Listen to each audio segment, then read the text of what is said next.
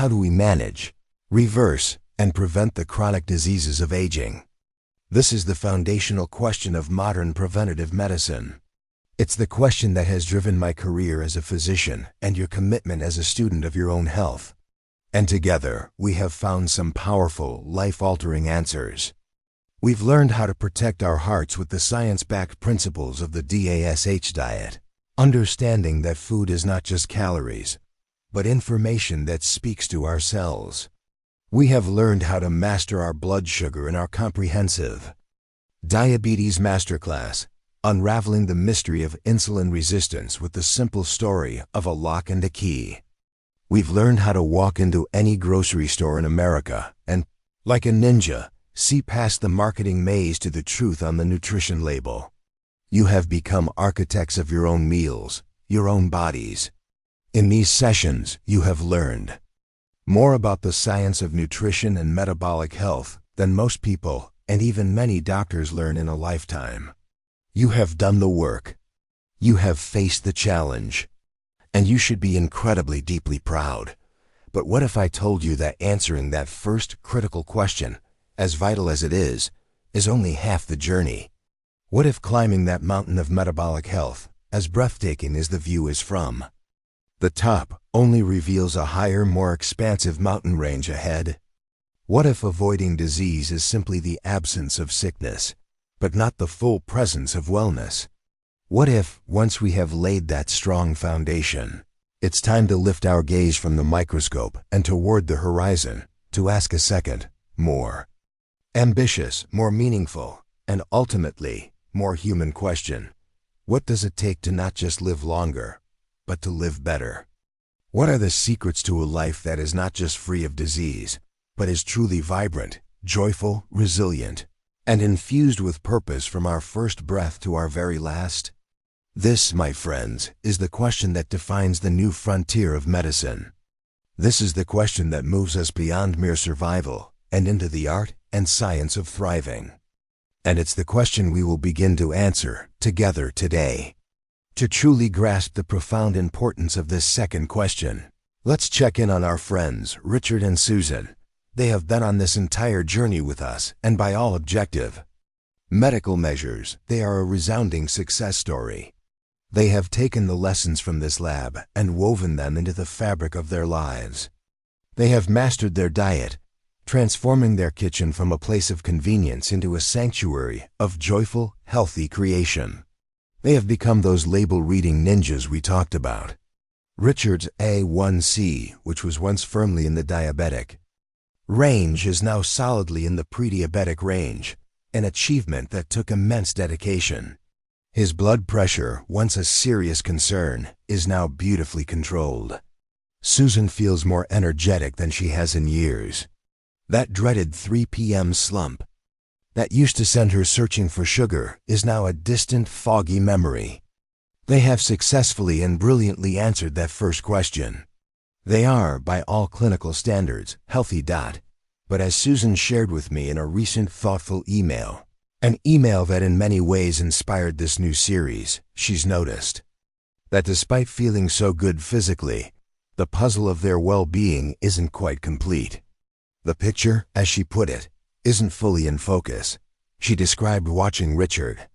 During the day, he's a man renewed.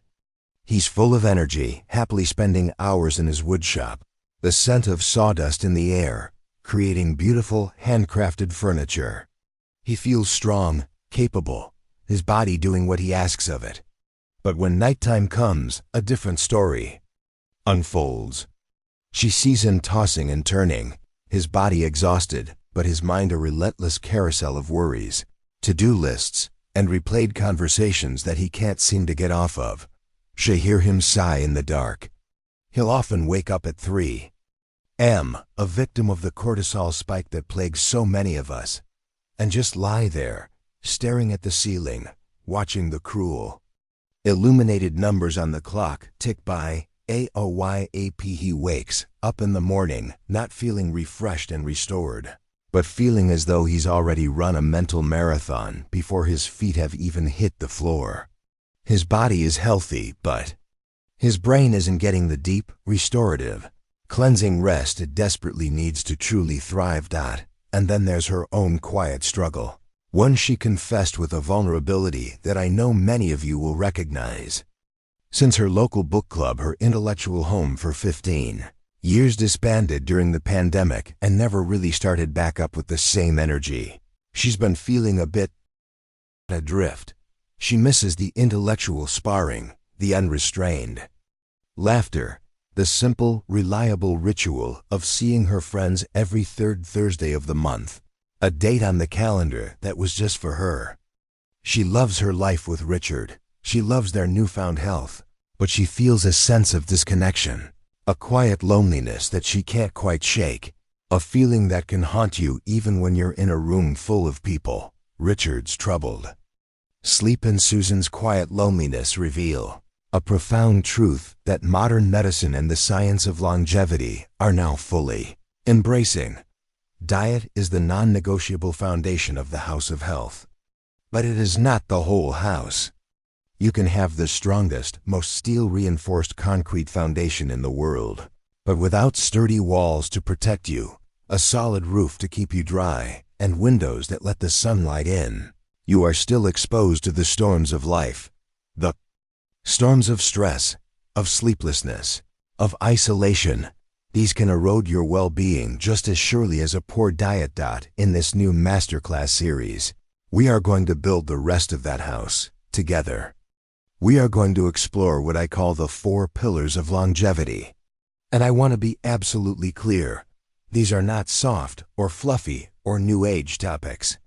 Each of these pillars is supported by a mountain of rigorous, hard-nosed scientific evidence, just as robust as the evidence for nutrition. These are the essential, evidence-backed components of a life that is not just long, but joyful, resilient, and deeply fulfilling. And we will treat each one with the same scientific respect and practical detail that you have come to expect from the Senior Health Lab. Before we can build the house of our healthy future, we must be absolutely clear about the architectural blueprint. We need to redefine our ultimate goal. To do that, let's take a brief look back. For most of the 20th century, from the moment a doctor took their oath to the highest levels of public health policy, the primary singular goal of medicine was to increase lifespan. The mission was simple, noble, and unambiguous: add more years to life. And from that perspective, it was one of the greatest, most stunning success stories in all of human history. Think about the world your parents or grandparents were born into. An infection from a simple cut could be a death sentence. The discovery of penicillin by Alexander Fleming in 1928, a moment of serendipity in a messy lab, ushered in the age of antibiotics and transformed the landscape of human survival. Think of the diseases that cast a long dark shadow over your own childhoods. Polio, a terrifying specter that could paralyze a healthy child overnight, was rendered preventable by the vaccines developed by Salk and Sabin. Smallpox, a scourge that had plagued humanity for millennia, was completely eradicated from the planet through a global vaccination effort. Monumental advances in public sanitation, things we now take completely for granted like municipal sewer systems and water treatment plants, did more to extend lifespan than almost any single medical procedure. All of this, combined with revolutions in surgical techniques and the development of cardiac care that could stop a heart attack in its tracks, achieved the goal. The result was a dramatic, beautiful upward curve in how long we could all expect to live. We won the war for more years, but as we celebrated this incredible victory, a new, more complex challenge began to emerge in the latter part of the century and has come to define healthcare in the 21st. We were living longer. Yes, but were we living better? We added years to life, but we weren't always successful at adding life to those years. And as a physician who sits with older adults and their families every single day, I can tell you that the conversation has shifted. My patients are not just asking, "Doctor, how long will I live?" The deeper, more meaningful question they are asking, the one that truly matters to them, is, "Doctor, how well will I live? This brings us to the most important concept in all of modern aging science, the distinction between lifespan and healthspan. While lifespan is a simple quantity, the total number of years you are alive from birth to death, healthspan is a measure of quality. Healthspan is the period of your life spent in good health, free from the chronic diseases and disabilities that diminish your quality of life. It's your years of vitality, your years of independence, the years you can travel and lift your own suitcase into the overhead bin, as Susan wants to do. The years you can kneel in your garden without excruciating pain. The years you can get down on the floor to play with your grandkids and get back up again without a struggle. The years you can pursue your hobbies, learn a new language, and live without the constant burden of illness, pharmacy runs, and doctor's appointments. Healthspan is the period of your life where you are the author of your own story, not a patient in someone else's. Let's look at this visually, because it's a powerful concept that should be burned into our minds. Imagine your total lifespan is this long bar, representing, let's say, 85 or 90 years. For many people in the modern world, their healthspan, those years of vibrant, independent living, is this shorter bar, which might end around age 70 or 75, sometimes even earlier. This period right here, this chasm of years between the end of healthspan and the end of lifespan. This is what longevity experts call the gap. What does life inside the gap look like? It's a life defined by limitations. It's the years spent managing not one, but 3, 4, 5, or more chronic conditions, the diabetes, the high blood pressure, the heart disease, the arthritis, the cognitive decline. It's the years defined by the tyranny of the weekly pill organizer, a rainbow of pharmaceuticals required just to maintain a fragile status quo. It's the constant, nagging fear of falling, a fear that can cause one's world to shrink to the size of a single safe room. It's the social invitations you have to decline because you simply don't have the physical or mental energy. It's the slow, painful erosion of your independence, the loss of your ability to drive, to manage your own finances, to live in your own home. Modern medicine has become very, very good at keeping our bodies alive inside this gap, but it's not the quality of life any of us would choose. It's a life of surviving, not thriving, the ultimate goal of preventative medicine, and the entire mission of this new 4 Pillars of Longevity series is to wage a relentless strategic war on this gap. Our goal is to extend that healthspan line, to push it further and further to the right until it nearly meets the lifespan line.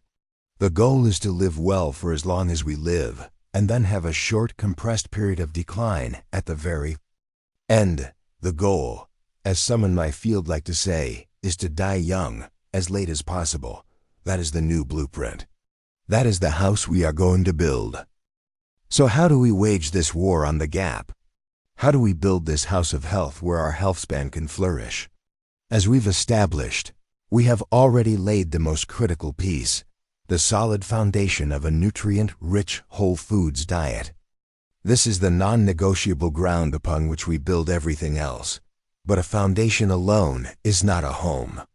To build a structure that is strong, stable, and can withstand the inevitable storms of life, we need 4 essential, load-bearing pillars. Imagine a sturdy 4-legged stool. If you are eating a perfect diet, but you are chronically sleep-deprived, one leg of the stool is dangerously short, and the whole thing is wobbly.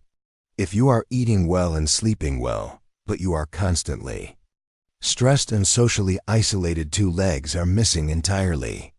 The entire structure becomes unstable and is at risk of collapsing, no matter how strong and perfect that nutritional foundation is.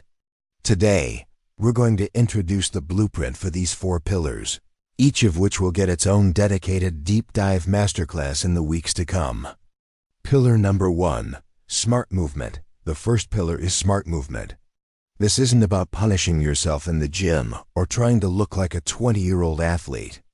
It's about a strategic, intelligent approach to maintaining the physical architecture of your body for a lifetime of use. In our dedicated masterclass on this pillar, we will go far beyond simple exercise. We will dive deep into the science of fighting age-related muscle loss, a condition called sarcopenia. We'll learn that muscle is not just for show or for lifting heavy things. It is a vital metabolic organ. It is your body's primary sugar sponge, the largest site for glucose disposal, making it absolutely critical for blood sugar control.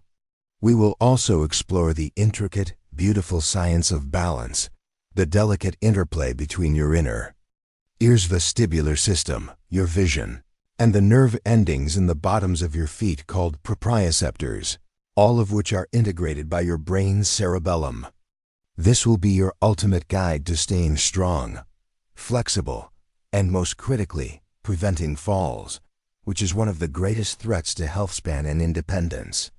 This pillar is the key to Susan's dream of traveling solo and confidently lifting her own bag into the overhead bin. That goal isn't just about nutrition. It's about functional strength and balance. That is what smart movement is all about.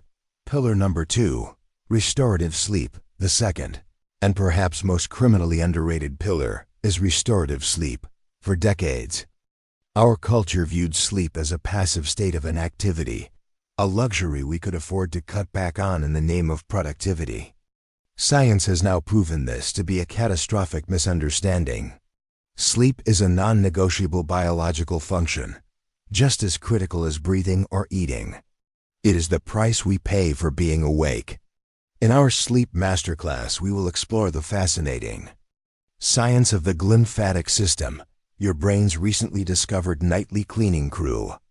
Think of it like a team of microscopic janitors who, only during deep, slow-wave sleep, power wash your brain with cerebrospinal fluid, clearing out metabolic waste products and toxic proteins that accumulate during the day, including the infamous beta-amyloid plaques that are a hallmark of Alzheimer's disease.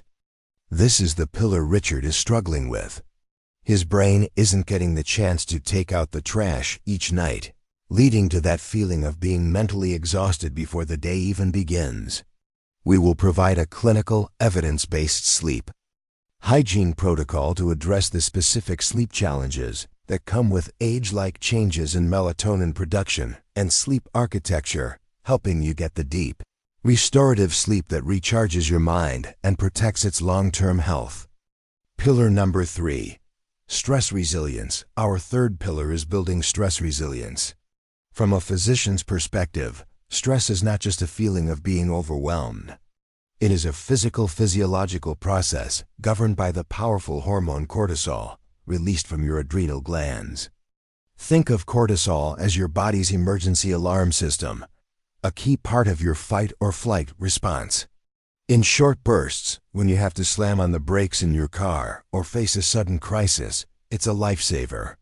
It sharpens your focus and floods your body with energy.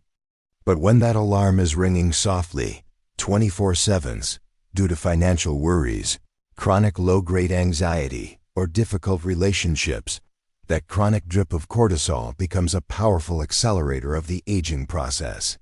It raises blood pressure, promotes the accumulation of dangerous visceral fat around your organs, disrupts your immune system, damages the memory centers in your brain, and profoundly interferes with your sleep. In our masterclass on this pillar, we will teach you how to find your own off switch for this alarm system. We'll explore the science of the autonomic nervous system and provide you with science-backed techniques like mindfulness, specific breathwork patterns, and cognitive reframing to calm your nervous system on demand. Pillar number 4, deep connection. Finally, our fourth pillar, the one that modern science is revealing to be perhaps the most powerful predictor of a long, healthy life, even more so than cholesterol levels in some studies. Deep connection. This isn't a soft topic. It's hard science.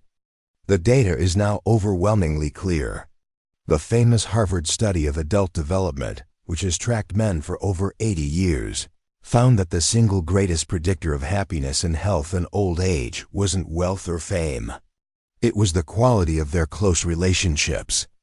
Other groundbreaking research has shown that chronic loneliness and social isolation can be as damaging to your long-term health as smoking 15 cigarettes a day or being obese. As humans, we are fundamentally, biologically wired for connection. When we are isolated, our bodies go into a chronic threat state, increasing inflammation and the same stress hormones we just discussed. This is the pillar Susan is working on. We'll explore the science of bonding, the role of pro-social hormones, like oxytocin, the cuddle hormone, and provide practical real-world strategies for building, nurturing, and deepening your community, whether it's with family, friends, or new interest groups. So this is our new blueprint. This is our architectural plan for the next chapter of the Senior Health Lab, and more importantly, for the next most vibrant chapter of your life. We have our solid foundation of nutrition, and now we have the four essential pillars: movement, sleep, stress, and connection that will be the focus of our next dedicated masterclasses. Together, they form a complete, holistic, evidence-based plan for maximizing not just your lifespan, but your precious health span. For a long time we've been told a very disempowering story about aging. It's a story of inevitable, linear decline. A story that says our genes are our destiny, and we are simply playing out a pre-written script we inherited from our parents. We've been taught to see aging as something that happens to us, a passive process we must simply endure with as much grace as we can muster. But the science of longevity medicine is telling us a radically different and profoundly more hopeful story. It's teaching us about the revolutionary field of epigenetics. It sounds complicated, but the concept is simple and beautiful. The prefix epi means above, so epigenetics literally means the science of what controls our genes from above. What science has discovered is that our lifestyle choices, the very pillars we discussed today, what we eat, how we move, how we sleep, how we manage stress, and the quality of our relationships can act like powerful switches. These choices send signals to our cells that can literally influence which of our genes get turned on and which get turned off. Think of your DNA as the blueprint for a house. Epigenetics is the general contractor who decides, based on the materials and instructions given, whether to build the sunroom, wire the home theater, or just leave those parts of the blueprint rolled up in a tube. This means that while you may not be able to change your underlying genetic blueprint, you have a remarkable amount of influence over which parts of that blueprint actually get expressed. Your daily actions are in constant, intimate conversation with your DNA. This is why the old story of aging is obsolete. We are not passive victims of our biology. We can be active participants. We can be the architects of our own aging process. An architect works with the realities of the land, of physics, and of materials, using knowledge and intentional design to create something strong, beautiful, and resilient. In the same way, we can work with our own biology, using the knowledge of these four pillars to build the strongest, most vibrant, and most joyful house of health possible for our later years. By strengthening each of these pillars, we are not just adding years to our life. We are adding life to our years.